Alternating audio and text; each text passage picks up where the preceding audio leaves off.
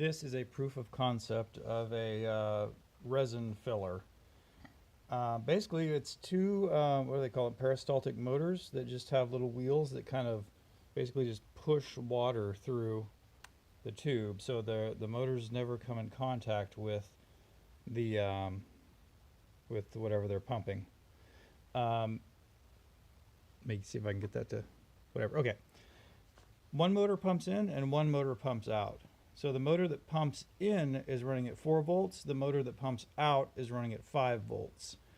So, which is which? Okay, this motor, this hose right here shoots water. I don't have the right length hoses, but this one will shoot water out. This one, this is like the vat basically, and this is like my spare resin tank so I can leave printing for a long time.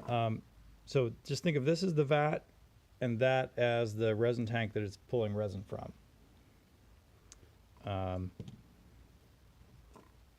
Get that. So this the top one is going to be pulling in water from the tank and putting it in the vat, and the top one's going to be pumping it out. And since the top one has a higher voltage, it'll pump out faster than it goes in, which means whatever level this hose is at is the maximum level that the vat can fill up to.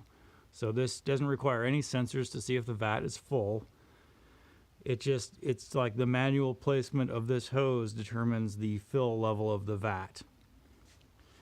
And hopefully I don't make a big wet mess here. Actually, let me start out with this thing empty because I need to manually grab hoses. And okay.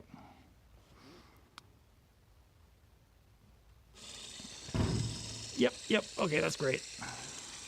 All right, so it's filling up at 4 volts. And once this gets full, I'll just show you, I can put that in there. And now it's pumping water out. That motor is running at 5 volts. So wherever, it can't fill up faster than the motor that's, pulling the water out. So I can control the level. I'll let it fill back up again. And I'll slowly empty it back out. So obviously I think that, oops, a little bit of suction there. So obviously you don't want hoses getting kinked here. That would cause a problem. And, yeah, this needs to be tidied up. But just as a proof of concept, that works. Let me kind of show it to you a little bit. Anyway, so I'm doing this for a Saturn II. So I've kind of cut this to size so that it will fit in a Saturn II. And I control the voltage right here with these voltage regulators. So I can just turn that little knob there and that knob there to adjust the voltage of the various motors. And I probably could use smaller motors for this. These motors are like $5 each. But what I'll probably do is just use these, and I'll probably put a microcontroller and a relay on here that just turns this thing on.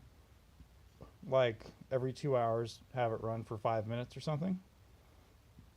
And that way I can go to sleep at night, when a 20-hour print is going, and not have to wake up in the middle of the night to fill it.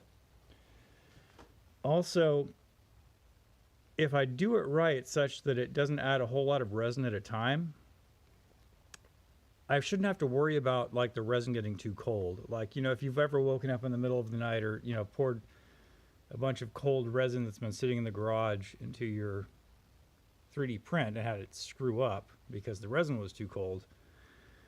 I think by, just slowly adding resin from a cold tank into the vat with this, like controlling the timing, that would solve that problem as well. Or, I could build a heated chamber to put my extra resin tank in.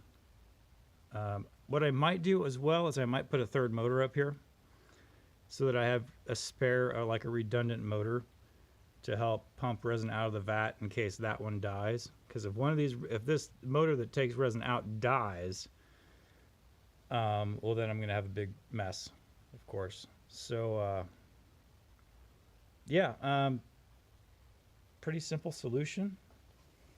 I'm probably going to further develop this, but, I don't see why anyone else couldn't just do this. And maybe I'll even make a product and sell it on eBay or something at some point.